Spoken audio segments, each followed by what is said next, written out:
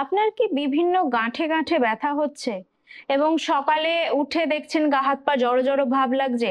আপনার rheumatoid arthritis নেই তো? নমস্কার, আমি doctor Rituparna Das, interventional pain physician. আজকে আমি রিউমাটয়েড আর্থ্রাইটিস নিয়ে কিছু সংক্ষেপে কিভাবে অসুখটা চিনবেন এবং কি কি ট্রিটমেন্ট নিতে পারবেন সেই নিয়ে আলোচনা করব। প্রথমে বলি, রিউমাটয়েড আর্থ্রাইটিস একটি প্রদাহজনিত কারণে আর্থ্রাইটিস হয়, যেখানে আপনার বিভিন্ন বডি জয়েন্টে ইনফ্লামেশন দেখা যায়। তার ফলে কি হয়, আপনার বিভিন্ন জয়েন্টে লাল হয়ে যাওয়া, ফুলে যাওয়া, গরম হয়ে যাওয়া, এই ধরনের সিমটমস আপনি দেখতে পারবেন। সকালে ধরুন ঘুম থেকে উঠলেন, আপনি দেখছেন আপনার এই আঙুলের এই ছোট ছোট যে জয়েন্ট গুলো আছে, এই জয়েন্ট গুলোতে অস্বাভাবিক ব্যথা এবং এই আঙুলটা মনে হচ্ছে যেন একটু ফুলে ফুলে গেছে। আপনি যে আংটিটা পরে আছেন সেই আংটিটা টাইট লাগছে। তো অবশ্যই এটা চিন্তার বিষয়। দেখতে হবে যে আপনার রিউমাটয়েড আর্থ্রাইটিস আছে কিনা। এই রিউমাটয়েড আর্থ্রাইটিসে কি হয়, সময়ের সাথে সাথে আপনার এরকম ছোট বড় জয়েন্টে এফেক্ট করে এবং জয়েন্টটার ক্ষয় হতে থাকে। যাদের রিউমাটয়েড আর্থ্রাইটিস থাকে তাদের দেখা গেছে অনেক কম বয়সেই হাঁটুর অস্টিও আর্থ্রাইটিসও দেখা যায়, জাস্ট বিকজ যে সেই জয়েন্টটা খুব তাড়াতাড়ি ক্ষয় হচ্ছে। তো এই রিউমাটয়েড আর্থ্রাইটিসটা কিন্তু মানে মোস্টলি মহিলাদের ক্ষেত্রে বেশি দেখা যায়। 20 থেকে 40 বছরের মধ্যে এই ডিজিজের অ্যাক্টিভিটিটা একদম পিকে যায় এবং তারপরে আস্তে আস্তে অ্যাক্টিভিটিটা কমতে থাকে।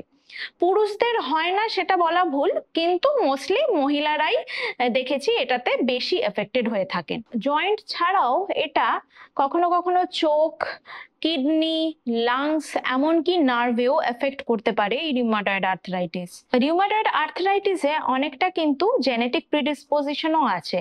আমরা সবসময় হিস্ট্রি নিয়ে থাকি যে যার এরকম গাঁঠে গাঁঠে ব্যথা, তার মা বাবা বা ফার্স্ট ডিগ্রি রিলেটিভ, মানে যেমন ধরুন ভাই বোন, কারোর এরকম কম বয়সে গাঁঠে গাঁঠে ব্যথার কোনো সাইন অ্যান্ড সিমটম দেখা গেছে কিনা। তো এটা ডিরেক্টলি রিলেটেড হয়, মানে যার মা বাবার রিউমাটয়েড আর্থ্রাইটিস আছে তার বাচ্চার রিউমাটয়েড আর্থ্রাইটিস হওয়ার চান্স অনেকটাই বেড়ে যায়। তো এই রিউমাটয়েড আর্থ্রাইটিস আছে কিনা সেটা আমরা বুঝবো কিভাবে? কিছুই না, সিম্পল কয়েকটা ব্লাড টেস্ট হয়, যেমন ধরুন রিউমাটয়েড ফ্যাক্টর বা অ্যান্টি-সিসিপি। এই ধরনের ব্লাড টেস্টে 60 to 70% ক্ষেত্রে এই রিউমাটয়েড আর্থ্রাইটিসে এগুলো পজিটিভ আসে।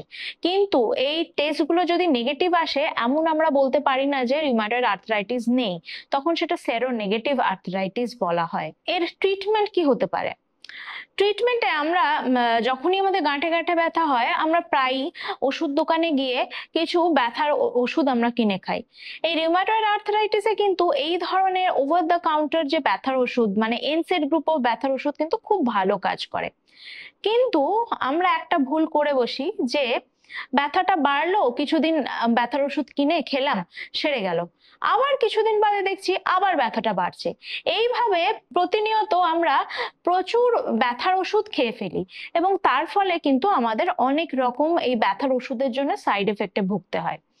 যদিও রিউমাটয়েড আর্থ্রাইটিসের ফার্স্ট লাইন অফ ট্রিটমেন্ট এই এনসেড গ্রুপ অফ ব্যথার ওষুধ, কিন্তু তাও এটা নিয়মিত কন্টিনিউয়াস অনেকদিন ধরে খাওয়া একদমই উচিত নয়।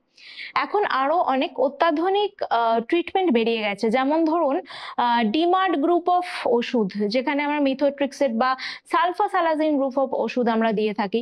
এছাড়াও ধরুন আপনার আরো নতুন পদ্ধতিতে জ্যাক ইনহিবিটর বা এখন আরো নতুন হলো মনোক্লোনাল অ্যান্টিবডি।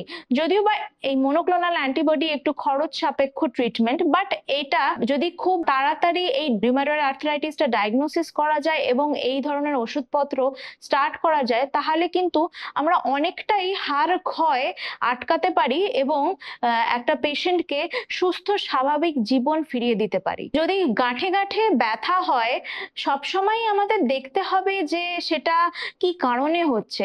গাঁঠে গাঁঠে ব্যথা হওয়ার বিভিন্ন কারণ হতে পারে, তার মধ্যে one of the most important হচ্ছে রিউমাটয়েড আর্থ্রাইটিস। যদি এই ধরনের সমস্যা হয়, অবশ্যই ফেলে রাখবেন না, কারণ কি এটা দ্রুত হাড় ক্ষয় করে এবং জয়েন্ট ডিজেনারেশন করে। তো সেটা আমাদেরকে ডায়াগনোসিস প্রপার করে সেটাকে আটকাতে হবে এবং ট্রিটমেন্ট নিতে হবে।